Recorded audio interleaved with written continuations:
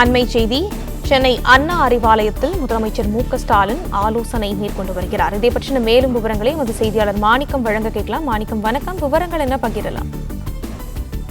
தமிழ்நாடு முதலமைச்சர் மு.க.ஸ்டாலின் திமுகவுடைய தலைவராக இருக்கிறார். நிலையில அவர் தலைமையில தற்பொழுது திமுகவுடைய மூத்த நிர்வாகிகளுடைய ஆலோசனை கூட்டமானது நடைபெற்று இருக்கிறது. இந்த கூட்டத்தில் கட்சியினுடைய முதன்மை செயலாளர் கே.என். நேரு, பொதுச் செயலாளர் பொன்முடி, அமைச்சர் ஏவா வேலு, திமுக அமைப்பு செயலாளர் ஆர்.எஸ். பாரதி உள்ளிட்டவர்கள் கலந்து கொண்டிருக்கிறார்கள். குறிப்பாக திமுக இந்த நாடாளுமன்ற தேர்தல் வெற்றியை தொடர்ந்து வரக்கூடிய 2026 சட்டமன்ற தேர்தலுக்கும் தயாராகி வருகிறது. அதற்காக ஒருங்கிணைப்பு குழுவை திமுக அறிவித்திருந்தது. அந்த குழுவினுடைய முதல் கூட்டம் நேற்று தினம் அண்ணா அறிவாலயம் தேனாம்பேட்டையில் கட்சியின் தலைமை அலுவலகத்தில் நடைபெற்றிருந்தது.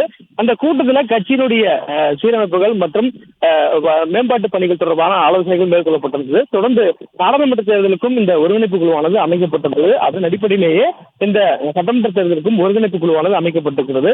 இந்த ஒருங்கிணைப்பு குழு வரக்கூடிய 26 சட்டமன்ற தேர்தலுக்கு முன்பாக கட்சி சார்பாக மேற்கொள்ளப்பட வேண்டிய பணிகள் குறித்து ஆலோசித்திருந்தது. இதன் அடிப்படையில் தற்போது முதலமைச்சர் அவர்கள் இந்த ஒருங்கிணைப்பு குழுவுக்கு சில ஆலோசனை வழங்குவதற்காகவும் இந்த ஆலோசனை கூட்டத்தில் பங்கேற்றிருப்பதாக சொல்லப்படுகிறது. தொடர்ந்து கட்சியினுடைய செயல்பாடுகளுக்கு மக்களிடம் நல்ல வரவேற்பு இருப்பதனால் மக்கள் நல திட்டங்கள் மேலும் பல கொண்டு வர வேண்டிய அவசியங்கள் இருந்தால் அதனுடைய விவரங்கள் அறிய வேண்டும் என்பதும், அதே வேளையில தொடர்ந்து திமுகவுடைய திட்டங்களுக்கு மக்கள் நல்ல ஆதரவு கொடுக்க சூழல்ல வரும் 26 தேர்தலுக்கு முன்பாக கட்சியினுடைய செயல்பாடுகள், ஆட்சியினுடைய செயல்பாடுகளை மக்கள் கொண்டு சேர்க்க வேண்டும். அதே வேளையில் கட்சியில பல இடங்கள்ல உட்கட்சியில் இருக்கக்கூடிய பிரச்சனைகளை தீர்த்து சுமூகமாக தேர்தலை அணுக வேண்டும் என்ற ஒரு உத்தரவை இந்த ஒருங்கிணைப்பு குழு கொடுத்திருக்கிறார். அதன் அடிப்படையில் அந்த ஒருங்கிணைப்பு குழுவுடைய பொதுக்கூட்டம் கூடியிருந்தது. தொடர்ந்து பல்வேறு ஆலோசனைகளுக்காக இன்றைய தினமும் முதலமைச்சர் தலைமையில மூத்த நிர்வாகிகள் அடங்கிய இந்த குழுவானது ஆலோசனையில் ஈடுபட்டு வருகிறது.